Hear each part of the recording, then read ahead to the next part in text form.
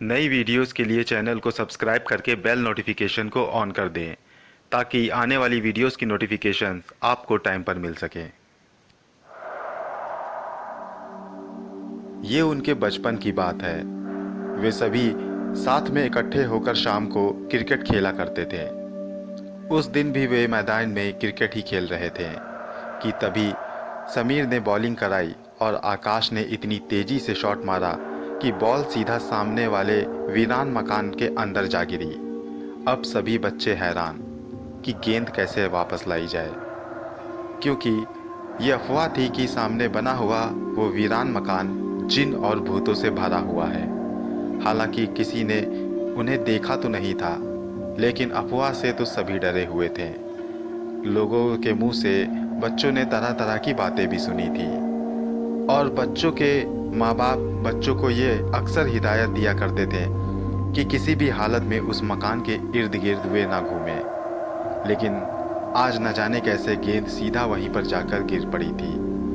अब गेंद को वापस कैसे लाया जाए, सभी यही विचार कर रहे थे। तो सभी ने कहा, गेंद छोड़कर हम चलते हैं और कल दूसरी गेंद ले आएंगे। इस पर दूसरा बच्चा बोला, जो गेंद हम लोग खेल रहे थे वो कोई मामूली गेंद नहीं थी, 100 रुपए की गेंद थी और काफ़ी अच्छी गेंद थी। मुझे मेरी ही गेंद वापस चाहिए। अब सब सोच में पड़ गए, आखिर कैसे कैसे उस भूतिया मकान में घुसकर कोई गेंद इसको वापस ला कर दे। सभी ने उसे काफ़ी समझाने की कोशिश की, लेकिन वो बच्चा ना माना।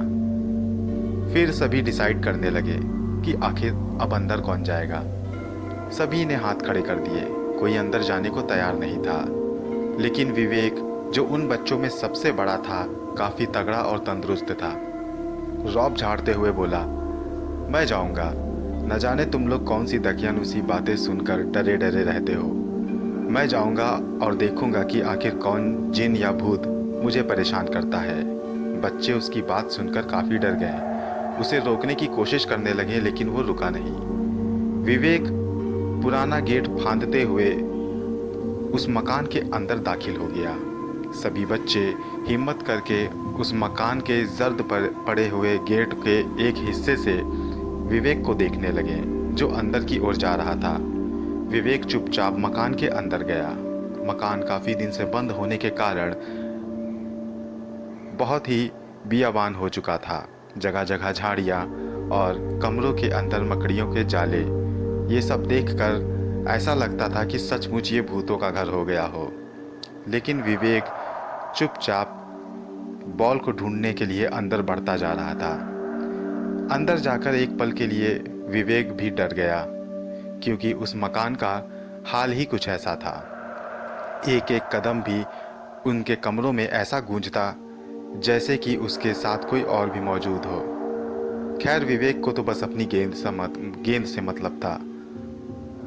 वो चुपचाप अपनी गेंद को उठाकर वापस आने ही वाला था कि तभी उसे महसूस हुआ कि उसके बगल से कोई निकला है। इतना होना ही था कि वो चुपचाप वहाँ से बाहर की ओर निकल आया।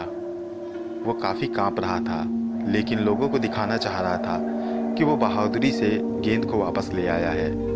उसने किसी से कुछ कहा नहीं, बस गेट फांद कर बाहर आ गया और दोबारा खेलने से इनकार कर दिया। अंदर जाने से पहले तो वो काफ़ी रोबीला था, लेकिन अब उसकी हालत ख़राब हो गई थी। डर उसके चेहरे पर साफ दिखाई दे रहा था। उस दिन के बाद से उसने खेलना बंद कर दिया था। वो उस दिन घर वापस गया और डर के मारे कुछ ही रोटियां खाकर सो गया। अब उसे रात में और दिन दोपहर में भी तरह तरह के चेहरे दिखाई पड़ते थे। उसे महसूस होता था कि उसके आसपास कोई है। डर के मारे वो अपने माता पिता को कोई बात नहीं बता रहा था।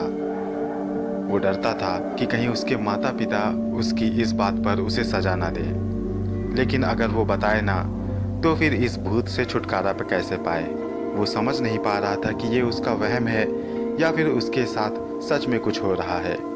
उसे घड़ी घड़ी यूं लगता कि कोई उसे बुला रहा है, उसका नाम पुकार रहा है, कोई उसे छू रहा है, कोई उसके पास से गुजर रहा है। समय बीतने के साथ साथ विवेक काफ़ी डरा और सहमा रहने लगा। उसका शरीर पहले से भी कमज़ोर हो गया। और धीरे धीरे वो बीमार रहने लगा।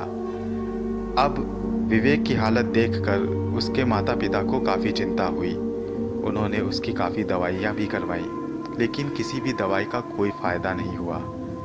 फिर एक दिन काफ़ी जोर देने पर विवेक ने अपने माता पिता को सारी बातें बता दी।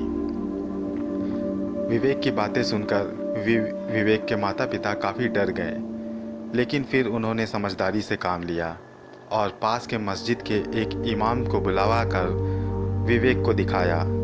इमाम ने विवेक को देखा और फिर मन ही मन में कुछ कुरानी आयतें पढ़कर विवेक पर दम किया और वापस चले गए। अब इमाम साहब जब भी वहाँ से गुजरते तो विवेक पर कुछ न कुछ पढ़कर दम कर जाते। ये उनका रोज़ का वाक़या हो गया था। ऐसे करते हुए 1 महीने का समय बीत गया। जब से इमाम साहब ने ऐसा करना शुरू किया था, तब से विवेक की हालत सुधरने लगी थी। विवेक अब पहले से बेहतर हो चुका था।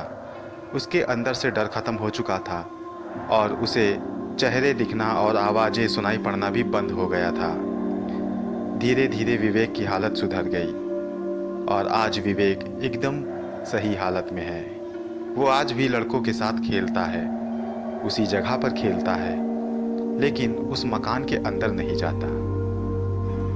तो दोस्तों, ये थी आज की अपनी कहानी आपको कैसी लगी हमें कमेंट बॉक्स में लिखकर ज़रूर बताएं। मिलता हूँ अगली बार फिर किसी एक मज़ेदार कहानी के साथ। तब तक के लिए गुड बाय।